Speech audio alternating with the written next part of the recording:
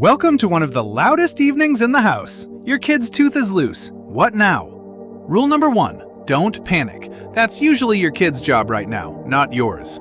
This is probably not an injury or a crisis. It's a baby tooth that finished its job and is heading into retirement.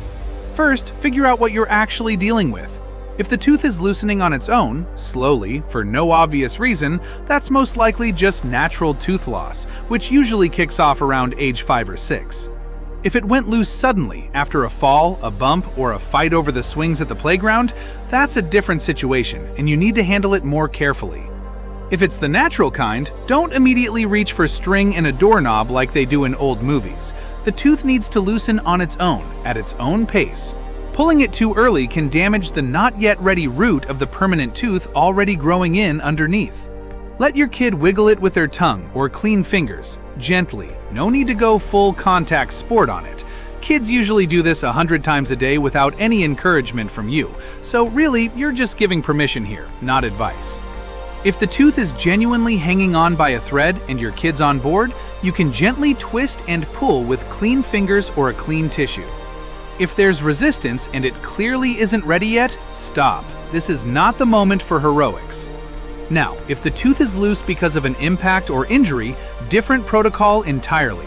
Check whether the tooth has shifted position, whether there's a lot of blood, and whether your kid can close their mouth normally.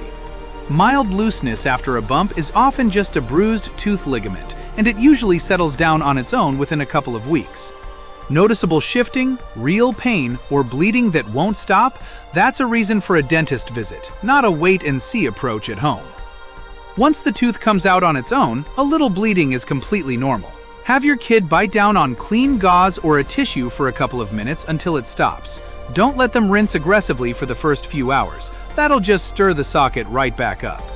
Hold off on hot, spicy, or hard foods for a day or two. Ice cream, on the other hand, is a genuinely great idea, comforting for the kid and gently soothing for the gum. And yes, the most important protocol of all, don't forget the tooth fairy. This is the one rare moment in dentistry where losing a tooth is cause for celebration instead of panic. Fun fact to wrap up, the modern American version of the tooth fairy only really took shape in the early 1900s, but the idea of handing your lost baby tooth over to some kind of being is way older than that.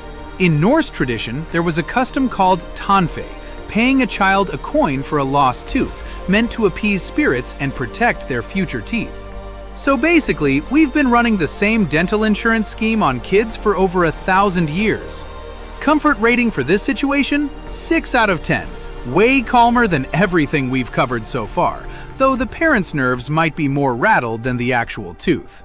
Odds of getting through this without a dentist visit? Pretty high, as long as it's natural tooth loss without any injury involved. So, what's next? What do you do if a permanent tooth, in a kid or an adult, suddenly goes loose out of nowhere?